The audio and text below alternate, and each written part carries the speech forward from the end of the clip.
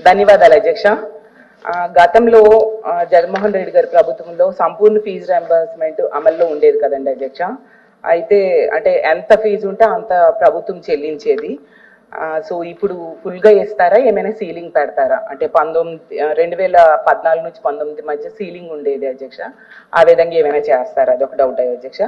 ఈ fee reimbursement పథకానికి ప్రభుత్వం ఏదైనా హాజరు నిబంధన పెడుతుందా, అది కూడా అడుగుతున్నాను అధ్యక్ష. గతంలో మనకు తెలుసు 2014 నుంచి 19 మధ్య ఉన్న గవర్నమెంట్లో 1778 కోట్లు పెండింగ్ లో ఉంటే జగన్మోహన్ రెడ్డి గారి ప్రభుత్వం దాన్ని కూడా చెల్లించింది అధ్యక్ష. మొన్న 2023 డిసెంబర్ వరకు కూడా మొత్తం చెల్లించడం జరిగింది అధ్యక్ష. పాత గవర్నమెంట్ ఎలక్షన్ కోడ్ అవడం వల్ల నెక్స్ట్ దాగింది. ఇది పిల్లల చదువుకు సంబంధించిన అంశం కాబట్టి మానవతా దృష్టితో ప్రభుత్వం ఆలోచించి తొందరగా ఫీజు రియంబర్స్మెంట్ చెల్లించాల్సిందిగా కోరుతున్నాను అధ్యక్ష. ధన్యవాదాలు అధ్యక్ష. గతంలో జగన్మోహన్ రెడ్డి గారి ప్రభుత్వంలో సంపూర్ణ ఫీజు రియంబర్స్మెంట్ అమల్లో ఉండేది కదండి అధ్యక్ష. అయితే అంటే ఎంత ఫీజు ఉంటే అంత ప్రభుత్వం చెల్లించేది. సో ఇప్పుడు ఫుల్గా ఇస్తారా, ఏమైనా సీలింగ్ పెడతారా? అంటే 2014 నుంచి 19 మధ్య సీలింగ్ ఉండేది అధ్యక్ష. ఆ విధంగా ఏమైనా చేస్తారా? అదొక డౌట్ అధ్యక్ష. ఈ ఫీజు రియంబర్స్మెంట్ పథకానికి ప్రభుత్వం ఏదైనా హాజరు నిబంధన పెడుతుందా, అది కూడా అడుగుతున్నాను అధ్యక్ష. గతంలో మనకు తెలుసు 2014 నుంచి 19 మధ్య ఉన్న గవర్నమెంట్లో 1778 కోట్లు పెండింగ్ లో ఉంటే జగన్మోహన్ రెడ్డి గారి ప్రభుత్వం దాన్ని కూడా చెల్లించింది అధ్యక్ష. మొన్న 2023 డిసెంబర్ వరకు కూడా మొత్తం చెల్లించడం జరిగింది అధ్యక్ష. పాత గవర్నమెంట్ ఎలక్షన్ కోడ్ అవడం వల్ల నెక్స్ట్ దాగింది. ఇది పిల్లల చదువుకు సంబంధించిన అంశం కాబట్టి మానవతా దృష్టితో ప్రభుత్వం ఆలోచించి తొందరగా ఫీజు రియంబర్స్మెంట్ చెల్లించాల్సిందిగా కోరుతున్నాను అధ్యక్ష. ధన్యవాదాలు అధ్యక్ష. గతంలో జగన్మోహన్ రెడ్డి గారి ప్రభుత్వంలో సంపూర్ణ ఫీజు రియంబర్స్మెంట్ అమల్లో ఉండేది కదండి అధ్యక్ష. అయితే అంటే ఎంత ఫీజు ఉంటే అంత ప్రభుత్వం చెల్లించేది. సో ఇప్పుడు ఫుల్గా ఇస్తారా, ఏమైనా సీలింగ్ పెడతారా? అంటే 2014 నుంచి 19 మధ్య సీలింగ్ ఉండేది అధ్యక్ష. ఆ విధంగా ఏమైనా చేస్తారా? అదొక డౌట్ అధ్యక్ష. ఈ ఫీజు రియంబర్స్మెంట్ పథకానికి ప్రభుత్వం ఏదైనా హాజరు నిబంధన పెడుతుందా, అది కూడా అడుగుతున్నాను అధ్యక్ష. గతంలో మనకు తెలుసు 2014 నుంచి 19 మధ్య ఉన్న గవర్నమెంట్లో 1778 కోట్లు పెండింగ్ లో ఉంటే జగన్మోహన్ రెడ్డి గారి ప్రభుత్వం దాన్ని కూడా చెల్లించింది అధ్యక్ష. మొన్న 2023 డిసెంబర్ వరకు కూడా మొత్తం చెల్లించడం జరిగింది అధ్యక్ష. పాత గవర్నమెంట్ ఎలక్షన్ కోడ్ అవడం వల్ల నెక్స్ట్ దాగింది. ఇది పిల్లల చదువుకు సంబంధించిన అంశం కాబట్టి మానవతా దృష్టితో ప్రభుత్వం ఆలోచించి తొందరగా ఫీజు రియంబర్స్మెంట్ చెల్లించాల్సిందిగా కోరుతున్నాను అధ్యక్ష. అధ్యక్ష ఎందుకు మొన్న ఎడ్యుకేషన్ పైన చర్చ జరిగిన హౌస్ లో ఎందుకు బయటకు వెళ్ళారు అధ్యక్ష? ఈ విషయాలన్నీ దాంట్లో చెప్పాం. మళ్ళీ ఆ రోజు ఎందుకు బైకాట్ చేశారండి మీరు? ఎందుకు బైకాట్ చేశారు స్వామి?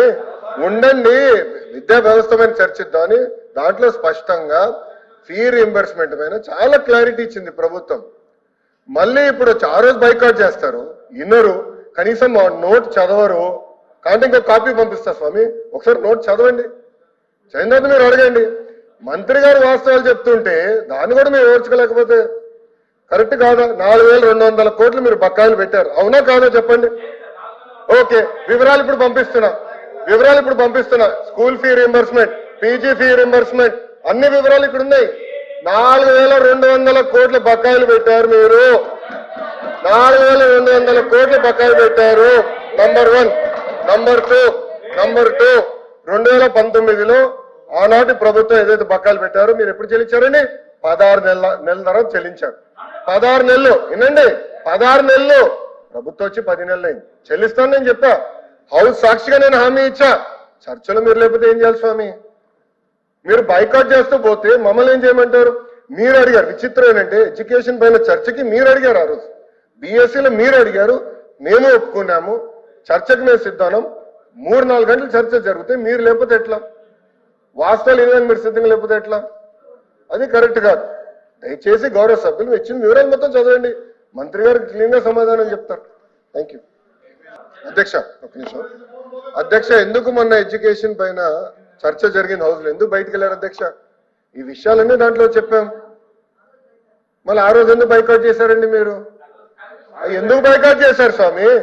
ఉండండి, విద్యా వ్యవస్థ పైన చర్చిద్దామని దాంట్లో స్పష్టంగా ఫీ రీఎంబర్స్మెంట్ పైన చాలా క్లారిటీ ఇచ్చింది ప్రభుత్వం.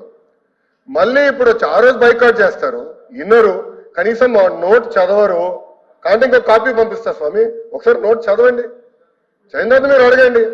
మంత్రి గారు వాస్తవాలు చెప్తుంటే దాన్ని కూడా మీరు ఓర్చుకోలేకపోతే కరెక్ట్ కాదా? 4,200 కోట్లు మీరు బకాయిలు పెట్టారు, అవునా కాదా చెప్పండి. ఓకే, వివరాలు ఇప్పుడు పంపిస్తున్నా. School fee reimbursement, PG fee reimbursement అన్ని వివరాలు ఇక్కడ ఉన్నాయి.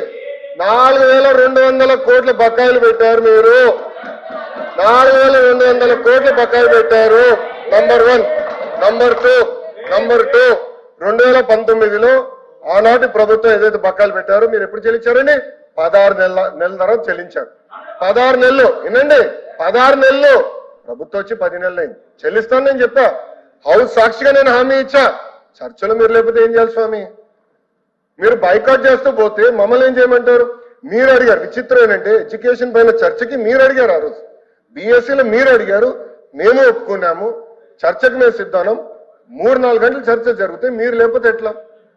వాస్తవాలు ఏదైనా మీరు సిద్ధంగా లేకపోతే ఎట్లా? అది కరెక్ట్ కాదు. దయచేసి గౌరవ సభ్యులు ఇచ్చిన వివరాలు మొత్తం చదవండి, మంత్రి గారు క్లీన్ గా సమాధానం చెప్తారు. Thank you. అధ్యక్ష ఒక నిమిషం. అధ్యక్ష, ఎందుకు మొన్న ఎడ్యుకేషన్ పైన చర్చ జరిగిన హౌస్ లో ఎందుకు బయటికి వెళ్ళారు అధ్యక్ష? ఈ విషయాలన్నీ దాంట్లో చెప్పాం. మళ్ళీ ఆ రోజు ఎందుకు బైకాట్ చేశారండి మీరు? ఎందుకు బైకాట్ చేశారు స్వామి? ఉండండి, విద్యా వ్యవస్థ పైన చర్చిద్దామని దాంట్లో స్పష్టంగా ఫీ రీఎంబర్స్మెంట్ పైన చాలా క్లారిటీ ఇచ్చింది ప్రభుత్వం. మళ్ళీ ఇప్పుడు ఆ రోజు బైకాట్ చేస్తారు, ఇన్నరు కనీసం ఆ నోట్ చదవరు. కాబట్టి ఇంకో కాపీ పంపిస్తా స్వామి, ఒకసారి నోట్ చదవండి, చదివిన తర్వాత మీరు అడగండి. మంత్రి గారు వాస్తవాలు చెప్తుంటే దాన్ని కూడా మీరు ఓర్చుకోలేకపోతే కరెక్ట్ కాదా? 4,200 కోట్లు మీరు బకాయిలు పెట్టారు, అవునా కాదా చెప్పండి. ఓకే, వివరాలు ఇప్పుడు పంపిస్తున్నా. School fee reimbursement, PG fee reimbursement అన్ని వివరాలు ఇక్కడ ఉన్నాయి. 4,200 కోట్ల బకాయిలు పెట్టారు మీరు, 4,200 కోట్ల బకాయిలు పెట్టారు. నంబర్ 1.